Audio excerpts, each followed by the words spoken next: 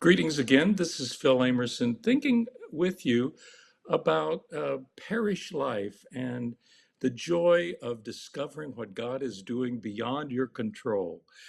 This is one of those short because episodes. You know, parishes are historically set often with geographic bounds. It used to be that the priest and the mayor or the town crier would walk around a geographic area, and they would actually mark the bounds. They would hit a tree or a fence post and say, everything inside this is what we're responsible for. Uh, that doesn't work so much any longer. Parishes can cut across time and space. I know small groups of women and men who started meeting 30 and 40 years ago who still gather together, some weekly or monthly, some online, to support one another as part of a parish. But you know, that's just practice. It's just a way to prepare for other dimensions of being people of faith, of, as we said earlier, of knowing the music is not the same as the instrument, of the church being just an instrument to capture the music of faith.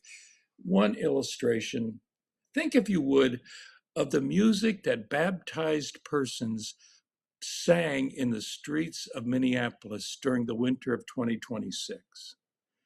Following the tragic deaths of Renee Nicole Good and Alex Pretty, and the shooting of Julio Cesar Sosa Solis. Even then, amid this tragedy, there was song from many congregations, and some with no religious commitment. But during those terror days of ICE agents on the street across the metro area of Minneapolis and St. Paul, people marched and sang. They laughed and danced and gave witness as a choir that could not be muted by the violence. They were singing the faith. They didn't limit it to one congregation or one instrument.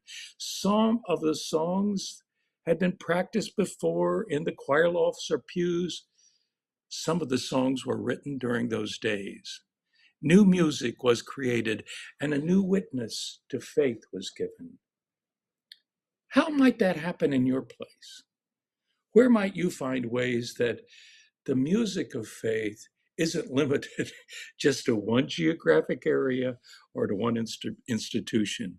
Think about it and share your faith with others, or better still, let your faith come from the outside in to your institutions.